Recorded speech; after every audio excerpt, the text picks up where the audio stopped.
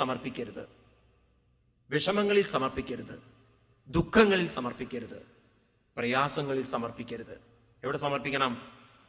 ഭഗവാനിൽ സമർപ്പിക്കണം. ഭഗവാനിൽ മനസ്സ് സമർപ്പിക്കണമെങ്കിൽ ആരാ ഭഗവാൻ? എവിടെയാണ് ഭഗവാൻ? എവിടെയാണ് ഭഗവാൻ? എൻ്റെ ഉള്ളിൽ നിറഞ്ഞിരിക്കുന്ന ചൈതന്യത്തെയാണ് ഭഗവാൻ എന്ന് ബോധ്യം വരണം. അതുകൊണ്ട് ആചാര്യന്മാര് പറയും, സ്ട്രോങ് കൺവിക്ഷൻ ഉള്ള ഒരാൾക്ക് എളുപ്പം മനസ്സിനെ കൊണ്ടുവരാൻ സാധിക്കും.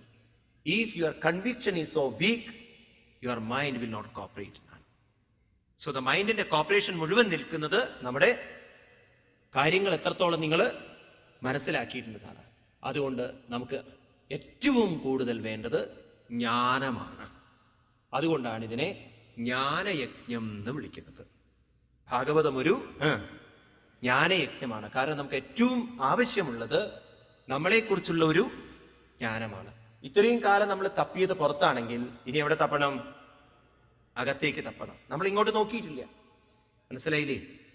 അപ്പോ രണ്ട് സത്യങ്ങളെ നമുക്ക് കാണാം. ഒന്ന് ശരീരത്തെ നിലനിർത്തുന്ന സത്യവും, രണ്ട് മനസ്സിനെ നിലനിർത്തുന്ന സത്യവും. ശരീരത്തെ നിലനിർത്തുന്ന സത്യം പ്രകൃതിയാണെങ്കിൽ മനസ്സിനെ നിലനിർത്തുന്ന സത്യം ഉള്ളിൽ നിറഞ്ഞിരിക്കുന്ന ചൈതന്യമാണ്. അതുകൊണ്ട് ഈ ലോകം എത്രത്തോളം സത്യമുണ്ടോ അത്രത്തോളം സത്യമുണ്ട് ആര്? ഒരു വൃത്തം നിങ്ങൾ വരയ്ക്കുകയാണെങ്കിൽ ആ വൃത്തത്തിന്റെ പകുതി 180 ഡിഗ്രി, ഇപ്പുറത്തും 180. ഒരു 180 ലോകമാണെങ്കിൽ മറ്റേ 180 മനസ്സാണ്. ശരി, ലോകവും മനസ്സും നിൽക്കട്ടെ ഒരുമിച്ച്. ഈ മനസ്സിന് പോലും ഉണരണമെങ്കിൽ ആര് വേണം? ഉള്ളിൽ നിറഞ്ഞിരിക്കുന്ന ഒരു ചൈതന്യം വേണമെങ്കിൽ ഈ 180 ലോകമാണെങ്കിൽ ലോകത്തെ നിങ്ങൾക്ക് കാണിച്ചു തരുന്നു മനസ്സ്. അതിൻ്റെ ഇടയ്ക്ക് ഒരു മനസ്സുണ്ടെന്ന് വിചാരിക്കുക. അപ്പൊ ഇപ്പുറത്തുള്ള 180 ചൈതന്യമാണ്. എത്രത്തോളം നമ്മൾ പ്രാധാന്യം കൊടുക്കുന്നു ലോകത്തിന്, അത്രത്തോളം നമ്മൾ ആർക്കും പ്രാധാന്യം കൊടുക്കണം? ചൈതന്യത്തിന്. പക്ഷെ ഇത്രയും കാലം നമ്മുടെ ജീവിതത്തിൽ നാം ഈശ്വരനെ പോലും പുറത്താണ് കണ്ടിരിക്കുന്നത്. എന്ന് മാത്രമല്ല, നാം നമ്മുടെ മനസ്സിനെ ഉയർത്താനല്ല അമ്പലങ്ങളിലേക്ക് പോയത്. അപ്പോഴും നമ്മൾ അമ്പലങ്ങളിലേക്ക് പോകുന്നത് നമ്മുടെ ദൗർബല്യങ്ങളെ പരിഹരിക്കാൻ വേണ്ടിയിട്ടാണ്. നമ്മൾ എവിടെ തപ്പിയിട്ടില്ല? ഉള്ളിൽ തപ്പിയിട്ടില്ല. നമ്മൾ തപ്പുന്നതൊക്കെ പുറത്താണ്. മനസ്സിലായില്ലേ? ഒരിക്കലും രണ്ട് ബിസിനസ്സുകാര്, അവര് ടൈൽസ് ബിസിനസ് ചെയ്യുന്നവരാണ്. രാജസ്ഥാനിൽ നിന്ന് മാർബിളൊക്കെ കൊണ്ടുവന്ന് കച്ചവടം ചെയ്തു. അങ്ങനെ കച്ചവടമൊക്കെ ചെയ്ത് പോകുന്നതിൻ്റെ ഇടയ്ക്ക് ഒരുമിച്ചായിരുന്നു ചെയ്തത്. ഇവർ തമ്മിൽ തെറ്റാൻ കാരണം വെച്ചാൽ ഒരുത്തൻ എപ്പോഴും പൈസ വലിക്കുക എന്നുള്ള ചിന്തയുള്ളൂ. അതിലൊരുത്തൻ വളരെ സിൻസിയറാണ്. മറ്റവനെ വെക്കണം, അവനെടുത്ത് കാശം മോഷ്ടിക്കണം, അതേ ഒരു ചിന്ത ഉള്ളൂ. ഏതായാലും ഇത് നല്ല രീതിയിൽ പോവാത്തത് കൊണ്ട് അവര് തമ്മിൽ പിരിഞ്ഞു. സുഹൃത്തെ, നീ വേറെ തുടങ്ങിക്കോളൂ, ഞാൻ വേറെ തുടങ്ങാം. കാരണം നമ്മൾ ഒരുമിച്ച് പോവില്ല, രണ്ടുപേരുടെയും മനസ്സ് ഒരുപോലെയല്ല. എങ്കിലും അവർ ആ സുഹൃത്ത് ബന്ധങ്ങളൊന്നും തകർത്തില്ല, അപ്പോഴും ഉണ്ട്. ഒരുമിച്ചാണ് പർച്ചേസിങ്ങിനൊക്കെ പോവുക. അങ്ങനെ ഒരിക്കലും ഇവർ രണ്ടുപേരും രാജസ്ഥാനിൽ പോയി. അപ്പൊ ഈ നല്ല സുഹൃത്തിന്റെ കയ്യിൽ ഒരു 5 ലക്ഷം രൂപ ഉണ്ട്, മറ്റയാളുടെ കയ്യിലും എടുത്ത് അത്ര ഇല്ല. അപ്പൊ ഒരു റൂമൊക്കെ എടുത്ത് ഒരുമിച്ച് താമസിക്കുകയാണ്. അപ്പോ ഈ കള്ളനായ സുഹൃത്ത് നോക്കുകയാണ് ഇത് എവിടെയാ വെക്കണത് എന്നുള്ളത്. കിടന്നിട്ട് വേണം കുറച്ചതൊന്ന് വലിക്കാൻ. എന്തായാലും ഉറപ്പിച്ചിട്ടുണ്ട് വലിക്കണം എന്ന്. അങ്ങനെ കിടന്ന് ഇദ്ദേഹമാണെങ്കിലോ, ഈ നല്ല സുഹൃത്താണെങ്കിലോ മറ്റവനെ കാണേ കാശൊക്കെ എടുത്തു എണ്ണി നല്ല പടയ്ക്കണ നോട്ട് അതിനെ മനസ്സിൽ വെച്ചു, ഒരു വണ്ടിയിൽ വലിക്കണം എന്നാണ്. അത് കഴിഞ്ഞ് അതിൻ്റെ ഇടയ്ക്ക് മറ്റേ കള്ളൻ ബാത്റൂമിലൊക്കെ പോയി അദ്ദേഹം ഒക്കെ എടുത്തു വെച്ച് രാത്രി രണ്ടുപേരും കടന്നുറങ്ങി. നമ്മുടെ കള്ളൻ കച്ചവടക്കാരൻ എണീറ്റു, ഉറക്കല്ലേ, ഇത് ഒരു വണ്ടിയിൽ വലിക്കണം. തപ്പി നോക്കി, ഇയാളുടെ പെട്ടി നോക്കി, പേഴ്സ് നോക്കി, എല്ലാം പാൻറ് നോക്കി, എവിടെയും കാണുന്നില്ല. തപ്പി അവസാനം ഇയാളെ മെല്ലെ പൊക്കി തലയുടെ എടുത്തു നോക്കി, അതിൻ്റെ അടിയിൽ തപ്പി നോക്കി, എവിടെ നോക്കിയിട്ട് ഇത് കാണുന്നില്ല.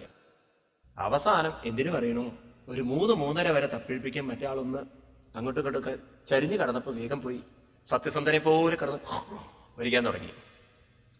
നമ്മുടെ നല്ല സുഹൃത്ത് എണീറ്റു, അത് ബാത്റൂമിലൊക്കെ പോയി അയാളുടെ യൂഷ്വൽ ജപമൊക്കെ ചെയ്തു. അപ്പോഴേക്കും മറ്റവൻ എണീറ്റു, കാരണം കണ്ണിട്ട് നോക്കി തപ്പുണ്ടോ എന്ന്, എവിടെയെങ്കിലും വെച്ചത് എവിടെയാ നോക്കുന്നുണ്ടോ എന്നൊക്കെ.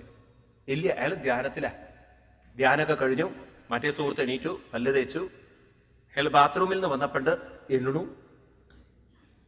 നല്ല ജിജ്ഞാസ വന്നു. എന്തിനെ കുറിച്ചറിയാൻ? ജന്മാദ്യസ്യല്ല, ഇതെവിടെയാ വെച്ചത്? നീ നല്ല സൂക്ഷ്മമുള്ള ആളാണ്, നിന്റെ അടുത്ത് നിന്ന് കുറെ കാര്യങ്ങൾ പഠിക്കാനുണ്ട്. നീ എവിടെയാ പണം വെക്കുന്നത്? ഇത് നിനക്കെന്താ പെട്ടെന്നൊരു പണം വെക്കുന്ന സ്ഥലത്തെ കുറിച്ചൊക്കെ ഒരു അന്വേഷണം? അല്ല, നിന്റെ സൂക്ഷ്മത കണ്ടിട്ട് ഒരു അറിയണം. ഇങ്ങനെ വേണം പണം വെക്കാൻ, ഇങ്ങനെ സൂക്ഷ്മത ഉള്ള ആളുടെ കൂടെ വേണം ജീവിക്കാനൊക്കെ. അതൊക്കെ എനിക്ക് മനസ്സിലായി. നീ ഇന്നലെ നല്ലോണം തപ്പിയില്ലേ എന്ന്. ഇയാൾ അറിഞ്ഞിട്ടുണ്ട്. അറിയാണ്ടിരിക്കുമോ? എത്ര വലിയൊരു മുതു മനുഷ്യനെ ഇരുന്ന് തപ്പിക്കഴിഞ്ഞാല് അതേപോലെ അനസ്തീഷ്യ കൊടുത്തിട്ട് തപ്പേണ്ടി വരും. ഞാൻ തപ്പിയതല്ല, ഞാൻ തീപ്പെട്ടി നോക്കിയതാ. എനിക്കൊരു സിഗരറ്റ് വലിക്കണം തോന്നിയെന്ന്. അവൻ വലിയ നുണ പറഞ്ഞ. നീ സിഗരറ്റ് വലിക്കാറില്ലല്ലോ? അല്ല, എനിക്ക് തോന്നിയൊന്നും അങ്ങനെയെന്ന്. നുണ പറഞ്ഞതാ. അവസാനം ചോദിച്ചു, നീ എവിടെയാ വെക്കണമെന്ന്. അല്ലേ, നമ്മൾ കച്ചവടമൊക്കെ കഴിഞ്ഞിട്ട് പറഞ്ഞുതരാം. കച്ചവടമൊക്കെ കഴിഞ്ഞു, മേടിക്കേണ്ടൊക്കെ മേടിച്ചു. വാസ്തവത്തിലല്ലോ, നീ തെറ്റിയിട്ടിരിക്കരുത്, നമ്മൾ സുഹൃത്ബന്ധം നശിക്കരുത്. എനിക്കറിയാമായിരുന്നു ഈ പണം നീ എങ്ങനെങ്കിലും വലിക്കും എന്നുള്ളത്. കാരണം നിന്റെ കഴിവ് എനിക്ക് നല്ലോണം അറിയാം. തെറ്റിദ്ധരിക്കരുത്, നിന്റെ സ്വഭാവം അതാണ്. എന്നിട്ടോ ഞാൻ എങ്ങനെയാ നിന്റെ പണം വലിക്കും? ഞാൻ അത്ര മോശക്കാരൻ അല്ല, വലിച്ചിട്ടല്ല. എനിക്ക് അങ്ങനെ തോന്നല, എന്റെ മനസ്സിന്റെ കൊള്ളരുതായ്മ. എന്നിട്ട് എവിടെ നീ പണം വെച്ചത്? നിന്റെ തലയണയുടെ അടിയിൽ കൊണ്ടുവച്ചു. കാരണം എനിക്കറിയാം, നീ എവിടെയെല്ലാം തപ്പിയാലും സ്വന്തം തലയണയുടെ ഉള്ളിൽ നീ തപ്പില്ല അതെനിക്കറിയാം. അതുകൊണ്ട് ഞാൻ അതിൻ്റെ ഉള്ളിൽ തന്നെ കൊണ്ടുവച്ചു. ഇതുപോലെ നമ്മൾ എവിടെയൊക്കെ തപ്പിയാലും എവിടെ തപ്പില്ല? നമ്മൾ അത് ശീലിച്ചിട്ടില്ല. ഇനി നമ്മൾ ശീലിക്കണം. എങ്ങോട്ട് നോക്കാൻ? നമ്മളിലേക്ക് നോക്കി നമ്മുടെ പ്രശ്നങ്ങളെ നമ്മൾ പരിഹരിക്കണം.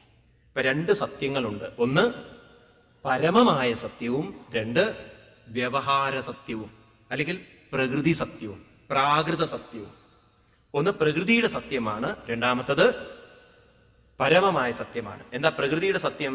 പ്രകൃതിയുടെ സത്യം പ്രകൃതിയിൽ നിന്ന് വന്നത്, പ്രകൃതിയാൽ നിലനിർത്തുന്നത്, പ്രകൃതിയിലേക്കും അത് മാറ്റമുള്ളതാണ്, അതൊരിക്കലും സ്ഥായിയല്ല.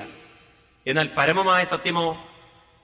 ജനിച്ച അന്ന് മുതൽ ഇന്ന് വരെ നിങ്ങളുടെ ശരീരം മാറിയിട്ടുണ്ട് ഇല്ലേ?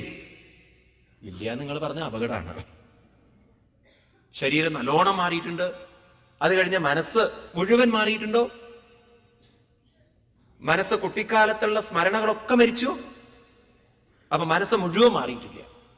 ആ മനസ്സിനെ ഉണർത്തുന്ന, ഈ ശരീരത്തിലേക്ക് ശ്വാസത്തെ എത്തിച്ച് ഈ ശരീരത്തെ നിലനിർത്തുന്ന ചൈതന്യത്തിന് വല്ല മാറ്റവും നിങ്ങൾക്ക് തോന്നിയിട്ടുണ്ടോ? ഒരിക്കലും ഇല്ല. നമ്മൾ അറിയുന്ന ഒരാളുടെ, അയാൾക്ക് അടുത്ത കാലത്ത് ആക്സിഡന്റിൽ കാല് രണ്ടും പോയി. ഇവിടെ ഷൊർണൂരിൽ ട്രെയിനിൽ ഇറങ്ങിയിരുന്ന ആള് പെട്ടെന്ന് കാല് രണ്ടും പോയി. അപ്പൊ അദ്ദേഹത്തിനോട് ചോദിച്ചപ്പോ എങ്ങനെയുണ്ട് എന്ന്, എനിക്കൊരു കുഴപ്പമില്ലേ സ്വാമി എന്ന്. അപ്പൊ അങ്ങയുടെ ചൈതന്യത്തിന് വല്ല കുറവും? ഒരു കുറവും ഇല്ല. അങ്ങയുടെ മനസ്സിനൊരു കുറവും? പഴയ മനസ്സ് ഇപ്പോഴും ഉണ്ട്. എന്നാ കാലങ്ങട് മുറിഞ്ഞു പോകുമ്പോ പകുതി മനസ്സ് മുറിഞ്ഞു പോവുക. കാലിന്റെ കൂടെ ആര് പോകുന്നില്ല? മനസ്സ് പോകുന്നില്ല. കാലിന്റെ കൂടെ ആര് പോകുന്നില്ല? ചൈതന്യം പോകുന്നില്ല. പണ്ട് പൂർണ്ണ ശരീരമുള്ളപ്പോ എത്ര ചൈതന്യം ഉണ്ടായിരുന്നു?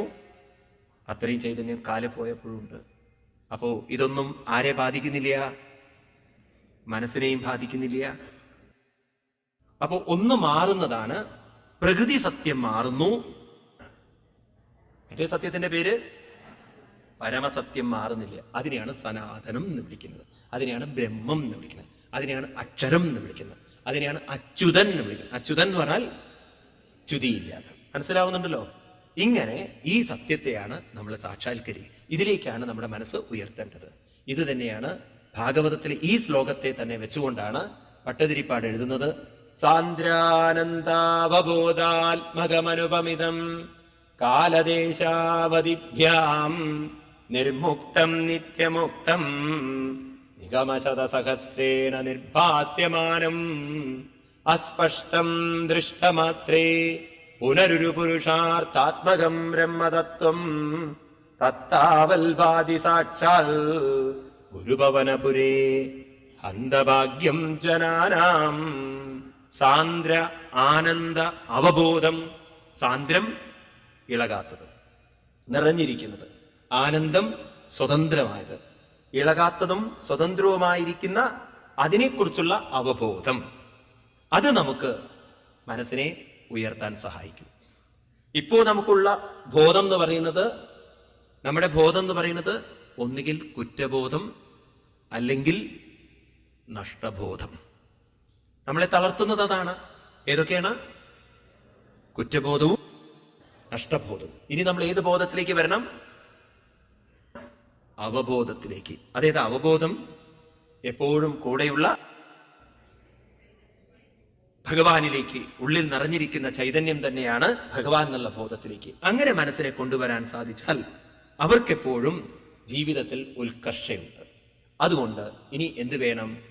അടുത്ത ശ്ലോകം പറയുന്നു, ധർമ്മ പ്രോജിതകൈതവോത്രപരമോ നിർമത്സരാണം സദാം വേദ്യം വാസ്തവമത്ര വസ്തു ശിവദം താപത്രയോന്മൂലനം ശ്രീമൽ ഭാഗവതേ മഹാമുനികൃതേ കിം വാ പരൈരീശ്വരം സദ്യോ ഹൃദ്യവരുദ്ധ്യതേ പ്രകൃതിഭിः ശുശ്രൂഷവിത്തക്ഷണൽ. ഈ ഭാഗവതത്തിൽ അതിലേക്ക് എത്തണമെങ്കിൽ എന്ത് വേണം? ധർമ്മം പരമോ, പരമമായ ധർമ്മം നമ്മൾ അനുഷ്ഠിക്കണം. അപ്പം സദാം വേദ്യം വാസ്തവം വസ്തു ശിവദം. വാസ്തവമായ വസ്തുവിനെ അനുഭവിക്കണമെങ്കിൽ പരമമായ ധർമ്മത്തിലേക്ക് മനസ്സിനെ ഉയർത്തണം. വളരെ വളരെ ശ്രദ്ധിക്കണേ ഈ പറയുന്ന കാര്യങ്ങളൊക്കെ. നിങ്ങൾ ധർമ്മം എന്ന ശബ്ദത്തിന് നമ്മൾ അർത്ഥം എന്താണ് മനസ്സിലാക്കേണ്ടത്? വളരെ കൺഫ്യൂഷൻ ഉണ്ടാക്കുന്ന ഒരു കാര്യമാണ് ധർമ്മം. വേദങ്ങളിൽ തന്നെ പറയുന്നു, ധർമ്മസ്യ തത്വം നിഹിതം ഗുഹായാം. വളരെ ഗൂഢമാണത്. ഏത് ശരി ഏത് തെറ്റ് നമുക്ക് പറയാൻ പറ്റില്ല. ധർമ്മത്തിനെ സംബന്ധിച്ച് നമുക്ക് ഈ ദേശത്ത് ശരി എന്ന് തോന്നുന്നത് വേറെ ദേശത്ത് തെറ്റായിരിക്കാം, അല്ലേ? ആണോ? നമ്മളിവിടെ തെറ്റെന്ന് കണക്കാക്കുന്നത് പലതും വേറെ ദേശത്ത് ശരിയാണ്. കൺഫ്യൂഷനാണ്. അതുകൊണ്ട് കുട്ടികൾക്കൊക്കെ എപ്പോഴും കൺഫ്യൂഷൻ ആവുന്ന ഇതാണ്. അച്ഛനമ്മമാര് തെറ്റ് എന്ന് പറയുന്നത്, നമ്മുടെയൊക്കെ കുട്ടിക്കാലത്ത് ഈ പല കാര്യങ്ങളുണ്ടല്ലോ. ഇപ്പൊ പെൺകുട്ടികളൊക്കെ, വീട്ടിൽ വളരുന്ന പെൺകുട്ടികളോടൊക്കെ അടക്കവും ഒതുക്കവും വേണം, വസ്ത്രമൊക്കെ മര്യാദയ്ക്ക് ധരിക്കണം, ഇല്ല എങ്ങനെയൊക്കെയല്ലേ പഠിപ്പിക്കുക. എന്നാൽ നമ്മൾ സൊസൈറ്റിയിൽ വരുമ്പോഴോ ആകെ കൺഫ്യൂഷനാണ്. കാരണം വസ്ത്രം ഉടുക്കാത്തതാണത്രേ ധർമ്മം. അല്ല, ശരിയല്ലേ പറയണത്? നല്ലവണ്ണം വസ്ത്രം ഉടുത്തിട്ട് നടക്കുന്നതാണ് ധർമ്മം എന്ന് പഠിപ്പിച്ചു കഴിഞ്ഞാൽ ആ കുട്ടിക്ക് ഒരിക്കലും, അങ്ങനെയുള്ള കുട്ടികൾക്ക് ഒരിക്കലും എന്താണ് കിങ്ഫിഷറിൽ ജോലി ചെയ്യാൻ പറ്റില്ല. കിങ്ഫിഷർ എയർലൈൻസിൽ കഷ്ടി ഉണ്ടോ എന്നൊരു സംശയം. അങ്ങനെയാണത്. ഇപ്പൊ നമ്മൾ ധർമ്മം എന്ന് പറയുന്നത് സമൂഹത്തിലെത്തുമ്പോൾ അത് അധർമ്മമായി മാറും. ഇവിടെ കുടിക്കുന്നത് അധർമ്മമാണ്, വേറെ സ്ഥലത്ത് ചെന്നാൽ കുടിച്ചിട്ടില്ലെങ്കിൽ അത് അധർമ്മമായി. ഈ ധർമ്മത്തിന്റെ പദം എപ്പോഴും കൺഫ്യൂഷനാണ്. ഇപ്പൊ ശരിക്കും നമ്മൾ വന്നിരിക്കുന്നത് ഏത് ധർമ്മം അനുഷ്ഠിക്കാനാണ്? അച്ഛനെ നോക്കലും അമ്മയെ നോക്കലും ഭാര്യയെ നോക്കലും മക്കളെ നോക്കലും വീട് നോക്കലും, ഇതാണോ ശരിക്കും നമുക്ക് ഇവിടെ ചെയ്യാനുള്ളത്? എന്താ നിങ്ങൾക്ക് തോന്നിയിട്ടുള്ളത്? ഈ ഭൂമിയിലേക്ക് നമ്മൾ ജനിച്ചു വന്നിരിക്കുന്നത് ഏതൊരു സത്യത്തിൽ നിന്നാണോ മനസ്സ് വന്നിരിക്കുന്നത് ആ സത്യത്തിലേക്ക് മനസ്സ് തിരിച്ചെത്തിക്കാനാണ്. അതിനെയാണ് പരമധർമ്മം എന്ന് പറയുന്നതെങ്കിൽ ബാക്കിയുള്ള ധർമ്മങ്ങളൊക്കെ നമ്മൾ സമയാസമയങ്ങളിലൊക്കെ നമ്മൾ അനുഷ്ഠിച്ച് മുന്നോട്ട് പോകണം. നമുക്ക് ബാഹ്യമായിട്ട് പൊതുവെ 5 ധർമ്മങ്ങളാണ് ചെയ്യാനുള്ളത് എന്നാണ്. ഈ ശരീരത്തിന് 5 ധർമ്മങ്ങളെ ചെയ്യേണ്ടതുള്ളൂ. എന്നാൽ ഈ 5 ധർമ്മത്തെക്കാൾ സർവശ്രേഷ്ഠമായിരിക്കുന്ന ധർമ്മം ഏതിന്റെയാണ്? മനസ്സിന്റെ ധർമ്മമാണ്. ഏതാ ഈ 5 ധർമ്മം? ഇതിനെ പറയും 5 യജ്ഞങ്ങൾ എന്ന് പറയും. പഞ്ചയജ്ഞം. ഒന്നാമത്തെ യജ്ഞം, പ്രകൃതിയുടെ നിയമം എന്താന്ന് വെച്ചാൽ നമ്മളെ നിലനിർത്താൻ ആര് സഹായിക്കുന്നുണ്ടോ അവരെ നമ്മളും സഹായിക്കണം, നിലനിർത്തണം. അപ്പൊ നമ്മളെ ഭൂമിയെ സംരക്ഷിക്കാൻ നമ്മുടെ കടമയാണോ? ഇത് നശിപ്പിക്കാൻ പറ്റില്ല. കാരണം നമുക്ക് ആഹാരം ആര് തരണം? ഭൂമി തരണം. വെള്ളം അത് നശിപ്പിക്കാതിരിക്കണം. എന്ന് വെച്ചാൽ പ്രകൃതിയെ നശിപ്പിക്കരുത്. കാരണം നമുക്ക് നിലനിൽക്കാൻ ആര് വേണം? അപ്പൊ പ്രകൃതിയെ നോക്കുന്നത് ഒരു ധർമ്മം, നമ്മുടെ ഒരു യജ്ഞമാണ്. രണ്ടാമത്തെ യജ്ഞം എന്ന് പറയുന്നത് നമുക്ക് ജീവിക്കാൻ പ്രകൃതി മാത്രം പോരാ, അതായത് പഞ്ചമഹാഭൂതങ്ങൾ മാത്രം പോരാ, നമുക്ക് ജീവിക്കാൻ ഒരു സമൂഹം വേണമല്ലോ, വേണ്ടേ? അപ്പൊ സമൂഹത്തോടുള്ള യജ്ഞത്തെ പറയും